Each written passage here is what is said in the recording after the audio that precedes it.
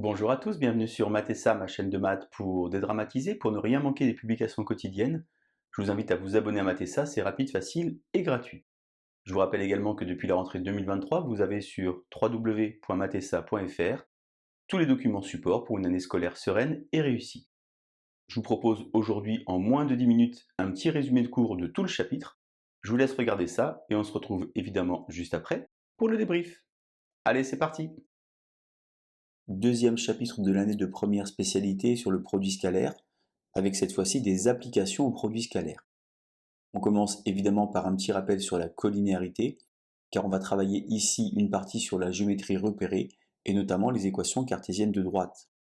Alors qu'est-ce que ça veut dire que deux vecteurs sont collinéaires? Eh bien deux vecteurs u et v sont collinéaires si et seulement si il existe un nombre réel k non nul, tel que v égale ku. On a alors la condition de collinéarité de deux vecteurs. On a ici u et v avec des coordonnées, on est donc dans un repère du plan. Eh bien, deux vecteurs sont collinéaires si et seulement si xy' moins x'y égale à 0. On revient alors vers une notion de la classe de seconde qui s'appelle déterminant de deux vecteurs. Peut-être que vous avez vu cette notation avec les deux barres verticales comme ceci, car le nombre xy' moins x'y s'appelle le déterminant des vecteurs u et v, et ça s'écrit comme je vous le présente sur l'image. Enfin, dernier point, et c'est très important car c'est une notion qu'on travaille tout au long du lycée, on peut construire un petit code Python pour tester la collinéarité de deux vecteurs. On a alors ici une fonction Python qui possède 4 arguments et on va utiliser un petit test pour voir si les vecteurs sont collinéaires.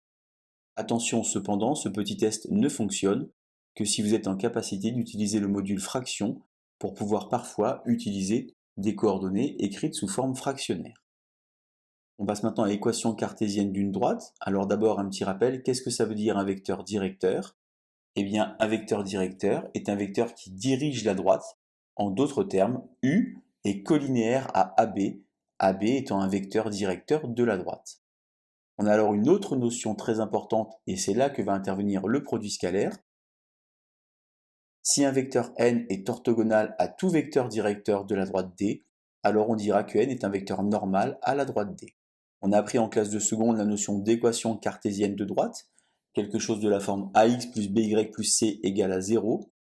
Alors lorsque vous utilisez un vecteur directeur, le plan est rapporté à un repère OIJ, et lorsque vous voulez faire intervenir le produit scalaire, le plan doit être rapporté à un repère orthonormal OIJ.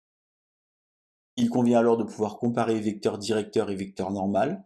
Lorsque vous avez une équation cartésienne de la forme ax plus by plus c égale à 0, alors n de coordonnées AB est un vecteur normal AD, tandis que pour un vecteur directeur, c'est u de coordonnées moins BA. Vous avez sur Mathessa une vidéo qui traite de cette comparaison.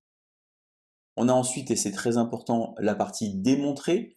Alors il n'y aura pas beaucoup de produits scalaires dans cette partie, simplement un petit rappel sur la géométrie repérée, mais ce qui est très utile pour les élèves, notamment en vue de la classe de terminale.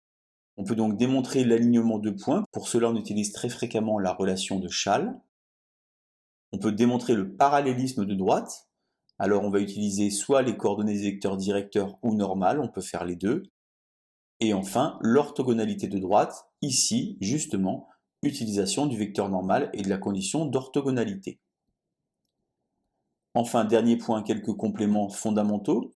D'abord, puisque maintenant on est au point sur le produit scalaire, on va pouvoir déterminer l'équation cartésienne d'une médiatrice, car dans une médiatrice, vous savez tous qu'il y a un angle droit, la médiatrice d'un segment et la droite qui passe par le milieu du segment en étant perpendiculaire à ce segment.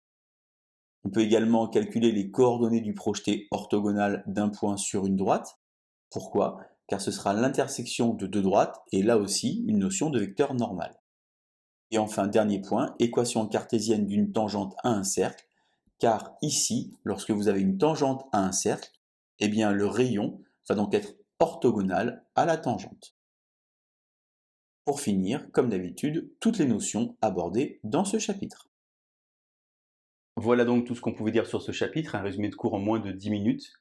Vous êtes maintenant prêt à aller naviguer sur la playlist de Mathessa, dont voici le lien, afin d'être performant pour vos futures évaluations. N'oubliez pas qu'en mathématiques, il faut pratiquer.